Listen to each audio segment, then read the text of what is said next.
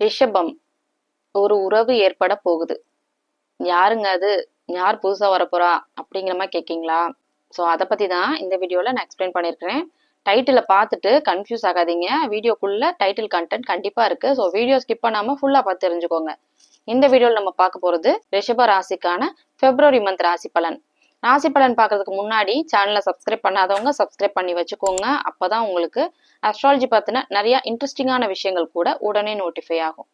ராசி பலன் பார்த்து பார்த்து ரொம்ப ஃபெட்டப் ஆயிட்டேங்க. ஒவ்வொருத்தரும் ஒவ்வொரு மாதிரி சொல்றீங்க. ராசி பலனே பார்க்க போறது இல்ல அப்படிங்கிற மாதிரி நினைக்கிறீங்களா?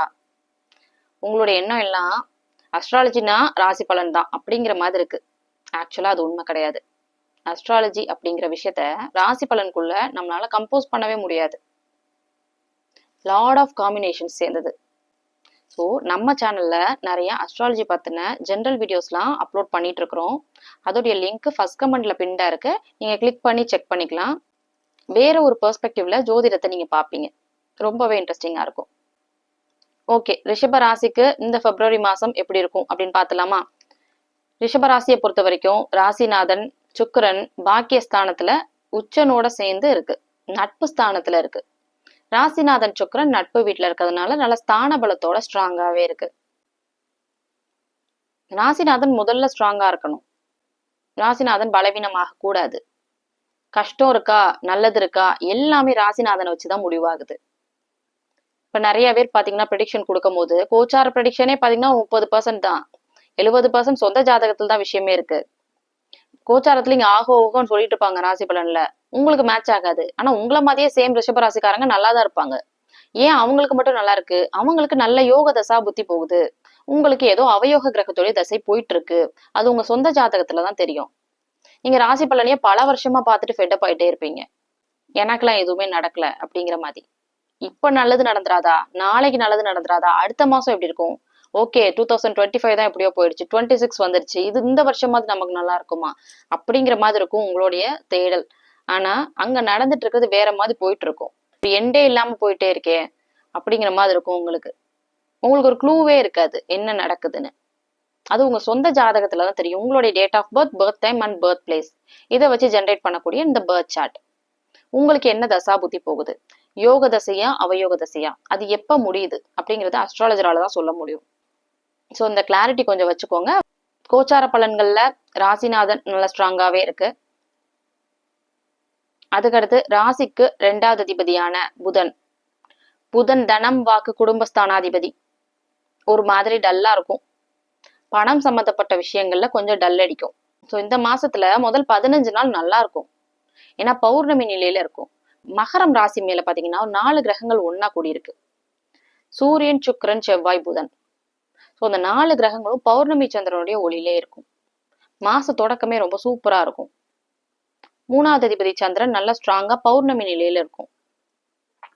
ஸோ பணம் சம்பந்தப்பட்ட விஷயம், குடும்பம் சம்பந்தப்பட்ட விஷயம், இது எல்லாமே ரொம்ப நல்லா இருக்கும் முதல் 15 நாளைக்கு. அதுக்கடுத்து 15 நாள் ஒரு மாதிரி டல் அடிக்கிற மாதிரி இருக்கும். ஏன்னா சந்திரனுடைய பார்வை பாத்தீங்கன்னா விலகிரும். சந்திரன் தேய்பிர நிலைமையில போயிடும். நல்ல ஒரு ஃபினான்ஷியல் ஸ்டெபிலிட்டி வரணும், எப்பதாங்க வரும் அப்படிங்கிற மாதிரி கேக்குறீங்கன்னா ஃபியூ மந்த்ஸாவே உங்களுக்கு அப்படிதான் இருக்கு. இன்னும் கொஞ்சம் அப்படிதான் இருக்கும். குரு பயிற்சி நடக்கிற வரைக்கும் அப்படிதான் இருக்கும். என்ன ரீசன்னா, தனாதிபதி தனம் வாக்கு குடும்பஸ்தானாதிபதினு சொல்லக்கூடிய புதன் கிரகங்களை கடக்க போகுது. ராகுவோட இணையும், அதுக்கடுத்து சனியோட இணையும். ஸோ ராகு சனி மாதிரியான இருள் கிரகங்களை கடந்து வர்றதுனால ஆதிபத்தியங்களும் காரகத்துவங்களும் குறையும். ஆதிபத்தியம்னா என்ன? அந்த ஸ்தானம். காரகத்துவம் அப்படின்னா என்ன? புதனுக்குன்னு சர்டன் காரகத்துவம் இருக்கும். புதன் கல்வி காரகன், வித்யா காரகன் சொல்லுவோம் இல்லையா? சோ கல்வி சம்பந்தப்பட்ட விஷயங்கள் பாதிக்கப்படும். உங்களுடைய ராசிக்கு 2, 5வது அதிபதி. சோ குழந்தைங்க சம்பந்தப்பட்ட விஷயம். பிள்ளைங்க என் பேச்சை கேட்க மாட்டாங்க, பிள்ளைங்களுக்கும் எனக்கும் என்ன பேசினாலும் ஒரு டிஃபரன்ஸ் வந்துட்டே இருக்கு, சிக்காயிட்டே இருக்காங்க குழந்தைங்க, குழந்தைங்களோட ஒரு செப்பரேஷன் இருக்கு, என் பையனும் பொண்ணும் தள்ளி இருக்கிறாங்க, ஹாஸ்டல்ல இருக்கிறாங்க, மீட் பண்ண முடியல, இந்த மாதிரி போயிட்டு இருக்கும். ராகுவையும் அதுக்கு அடுத்ததா சனியையும் கடக்கணும் புதன். குடும்பம் தனம் வாக்கு குடும்பம் சம்பந்தப்பட்ட விஷயங்கள்ல பெட்டர்மெண்ட் எதிர்பார்க்கணும் அப்படின்னா ஜூனுக்கு அப்புறம் தான் அது நடக்கும். அதுக்கடுத்து ராசிக்கு 3வது அதிபதி நல்ல பௌர்ணமி நிலையில இருக்கு. சந்திரன் பாத்தீங்கன்னா உங்க ராசிக்கு 3வது அதிபதி. இளைய சகோதரன் சம்பந்தப்பட்ட விஷயம், வீடு வாகனம் சம்பந்தப்பட்ட விஷயம், கல்வி சம்பந்தப்பட்ட விஷயம், இது எல்லாமே 15 நாளைக்கு நல்லா இருக்கும். 15ஆம் தேதிக்கு அப்புறம் கொஞ்சம் டல் அடிக்கும். அடுத்தது உங்க ராசிக்கு 4வது அதிபதி. வீடு, வாகனம், கல்வி, தாய் இதெல்லாம் குறிக்கக்கூடிய ஸ்தானாதிபதி. சூரியன் நல்லா ஸ்ட்ராங்கா இருக்கு. சில பேர்லாம் ப்ராப்பர்ட்டி பர்ச்சேஸ் பண்றது மாதிரியான விஷயம்லாம் கூட பண்ணுவீங்க. உங்க ராசிக்கு என்னதான் இருந்தாலும் 7.5 சனியோ அஷ்டம சனியோ நடக்கல இல்லையா? ஸோ அஷ்டம சனி மாதிரியான விஷயங்கள்ல நிறைய கஷ்டங்கள் இருக்கும். எல்லாமே அவுட் ஆஃப் கண்ட்ரோலா போற மாதிரி இருக்கும். உங்களுக்கு அந்த மாதிரி எதுவும் இல்லை. கோச்சார கிரக நிலைகள் நல்லாவே இருக்கு. ரிஷப ராசியை பொறுத்த வரைக்கும் ஒரு ஃபியூ மந்த்ஸ் கொஞ்சம் டல்லா இருக்கும். குரு பயிற்சி உங்களுக்கு நல்ல ஒரு பாசிட்டிவான சேஞ்சே கொடுக்கும். 6வது அதிபதி சுக்கிரன் தான் 6வது அதிபதி. 6வது அதிபதி ராசிநாதன், ரெண்டுமே சுக்கிரன் தான். நான் புதனுக்கு சொன்ன மாதிரிதான். உங்களுடைய ராசிநாதன் சுக்கிரன் பாத்தீங்கன்னா மாதாந்திர கிரகம் இல்லையா? அந்த மாதாந்திர கிரகங்கள் வருட கிரகங்கள் இருக்கு. மாதாந்திர கிரகங்கள் வேற, வருட கிரகங்கள் வேற. சனி, குரு, ராகு, கேது மாதிரியான கிரகங்கள் வருட கிரகங்கள். சூரியன், புதன், சுக்கிரன், செவ்வாய் மாதாந்திர கிரகங்கள். மாசம் மாசம் பயிற்சி ஆகக்கூடிய கிரகம். செவ்வாய் எல்லாம் பாத்தீங்கன்னா ஒரு 45 நாள் இருக்கும் ஒரே ராசியில. 2.25 நாளுக்கு ஒரு தடவை சந்திரன் பயிற்சி ஆகும். ஸோ இந்த மாதிரி இந்த கிரகங்கள் இருள் கிரகங்களை கடந்து வரனால அந்தந்த ஆதிபத்தியங்கள் பாதிக்கப்படும் கொஞ்ச நாளைக்கு. உங்களுடைய ராசிக்கு 7வது அதிபதி. நல்ல விஷயம் அப்படின்னு பாத்தீங்கன்னா திருமணம் சம்பந்தப்பட்ட விஷயம், காதல் சம்பந்தப்பட்ட விஷயம், இது எல்லாமே நல்லா இருக்கும். நான் தம்ப்நெயில்ல சொன்ன அந்த விஷயம். புது நபரால் யோகம். யார் அது? உங்களுக்கு புது அறிமுகங்கள் கிடைக்கும். திருமணம் சம்பந்தப்பட்ட விஷயம், புதுசா கல்யாணம் ஆகிறது, கணவன் மனைவி, புது உறவால் யோகம். அதுதான். ஏன்னா திருமண ஸ்தானாதிபதியான செவ்வாய் உச்சமாயிருக்கு. கல்யாணம் ஆகாதவங்களுக்கு நிச்சயதார்த்தம் ஆகிறது மாதிரியான விஷயம்லாம் இந்த மாசம் நடக்கும். ராசிக்கு 8வது அதிபதியான குரு அட்டமஸ்தானத்தை தொடர்பு கொள்ளுது பார்வையால. என்னதான் சனி பார்வை பட்டாலும் குருவுடைய பார்வையும் படுறதுனால வெளிநாட்டு வாய்ப்புகள் சில பேருக்கு கிடைக்கவே செய்யும். நான் 8, 12வது இடம் வெளிநாட்டை குறிக்கக்கூடிய ஸ்தானம் இல்லையா? ஆனாலும் உங்களோட சொந்த ஜாதகத்தை நீங்க செக் பண்ணிக்கணும். ஜாதகத்துல இந்த அமைப்பு இருக்கா? இப்ப டிராவல் பண்ண முடியுமா? போனாலும் அவங்க செட்டில் ஆக முடியுமா? இது எல்லாமே சொல்ல முடியும் அஸ்ட்ராலஜில. ஓகே, எனக்கு அப்படின்னா மேரேஜ் நடந்துருமா அப்படிங்கிற மாதிரி நீங்க கேட்டீங்கன்னா, இப்ப எல்லாருக்கும் இது பொருந்துமா அப்படிங்கிறது 2 விஷயம் இருக்கு. கோச்சார பலன்கள் நல்லா பாசிட்டிவா இருக்கு திருமணம் சம்பந்தப்பட்ட விஷயத்துக்கு. எல்லா ரிஷபராசிக்காரங்களும் இந்த திருமண வயதுல இருக்கிறவங்களுக்கு கல்யாணம் நடந்துருமா அப்படின்னு கேட்டீங்கன்னா உங்க அப்பா அம்மாவோடதையும் செக் பண்ணணும். சொந்த ஜாதகம் செக் பண்ணலனா கூட ராசியவாது பார்க்கணும். அவங்க சிம்ம ராசிக்காரங்களா, உங்க அப்பா இல்லைன்னா அம்மா சிம்மம்மா இல்ல மீனம்மா, உங்களுடைய விஷயங்கள்ல யார் அதிகமா சந்தோஷப்படுவா? சந்தோஷம் அப்படிங்கிறது குடும்பம் சம்பந்தப்பட்ட விஷயமும் கூட இல்லையா? ஸோ உங்களுக்கு நல்லது நடக்குதுன்னா பேரண்ட்ஸ் கண்டிப்பா சந்தோஷமா இருக்கணும்ல. சிம்ம ராசிக்காரங்களும் மீன ராசிக்காரங்களும் இப்ப கண்டிப்பா ஹாப்பியா இருக்க மாட்டாங்க. சிம்மத்துக்கு அஷ்டம சனி போயிட்டு இருக்கு, மீனத்துக்கு ஜென்ம சனி போயிட்டு இருக்கு. ஸோ பேரண்ட்ஸ்க்கு ஸ்ட்ரெஸ் இருக்கணும். எப்படி இருக்கணும்? குழந்தைங்க கஷ்டப்பட்டா ஆப்வியஸா ஸ்ட்ரெஸ் ஆவாங்கல்ல. ஸோ உங்களுக்கு ஏதாவது நல்லது நடக்குமா அப்படிங்கறத அவங்களோட வச்சு நம்ம கன்ஃபார்ம் பண்ணிக்கலாம். கோச்சார பலன்கள் எனக்கு பொருந்தல அப்படின்னு சொல்றீங்கன்னா உங்க சொந்த ஜாதகத்துல ஏதோ தப்பா தசா புத்தி போகுது. சேம் டைம் உங்களுடைய பேரண்ட்ஸ்க்கும் அஷ்டம சனி ஜென்ம சனி மாதிரியான விஷயம் போகுது. மீன சிம்ம ராசிக்காரங்களா இருப்பாங்க.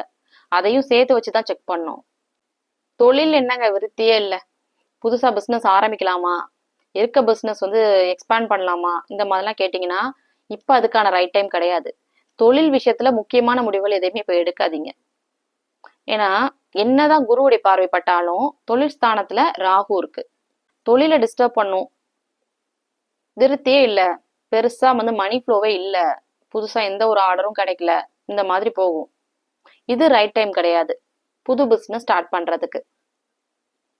ராகு கேது பயிற்சி எப்ப நடக்கும் அப்படின்னா அது நடக்கிறதுக்கு டிசம்பர் எண்ட் ஆயிடும். டிசம்பர் 25ஆம் தேதி தான் ராகு கேது பயிற்சி நடக்க போகுது. ஸோ தொழில் சம்பந்தப்பட்ட விஷயங்கள முன்னேற்றம் இல்லை அப்படின்னா உங்களுக்கு என்னதான் 7.5 சனி நடக்கல, ஜென்ம சனி அஷ்டம சனி மாதிரியான விஷயங்கள் போகல, ஆனாலும் தொழில் விஷயத்துல உங்களுக்கு டிஸ்டர்பன்சஸ் இருக்கிறது காரணம் தொழில் ஸ்தானத்துல இருக்கக்கூடிய ராகு தான். ராகு பயிற்சியாகி மகரம் ராசி மேல வந்ததுக்கு அப்புறம் உங்களுக்கு தொழில் விஷயங்கள்ல பெட்டர்மெண்ட் இருக்கும்.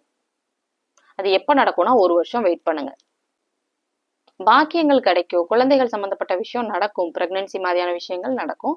ஆனாலும் எனக்கே நடக்கல அப்படின்னா என்னதான் இருந்தாலும் குழந்தைகளை குறிக்கக்கூடிய ஸ்தானத்துல சனியுடைய பார்வைப்படுது இல்லையா? இருக்கிற இடத்தையும் கெடுக்கும், சனி பார்வை பார்க்குற இடத்தையும் கெடுக்கும். ஸோ 5வது இடத்த பார்வையால தொடர்பு கொள்ளுது. 11வது இடத்துல இருந்து மூத்த சகோதரன் ஸ்தானம், மூத்த சகோதர விஷயங்களா இருக்கட்டும், குழந்தைகள் விஷயமா இருக்கட்டும் உங்களுக்கு அவ்வளவு சிறப்பா இருக்காது. சனி பயிற்சி நடக்கணும். சனி பயிற்சி நடந்தோன்னு நடக்குமா, அதுதான் இன்னும் டைம் இருக்கே அப்படிங்கிற மாதிரி நீங்க கேட்டீங்கன்னா, அதுக்கு இன்னும் டைம் இருக்கு. 27ல தான் சனி பயிற்சி நடக்கும். இந்த வருஷம் சனி பயிற்சி நடக்காது. ஆனாலும் குரு பயிற்சி நடக்கும். உச்ச குருவுடைய பார்வை சனியை வந்து சாந்தப்படுத்துற மாதிரி இருக்கும். அதோடைய தீவிரத்தை குறைக்கிற மாதிரியான அமைப்புல இருக்கும்.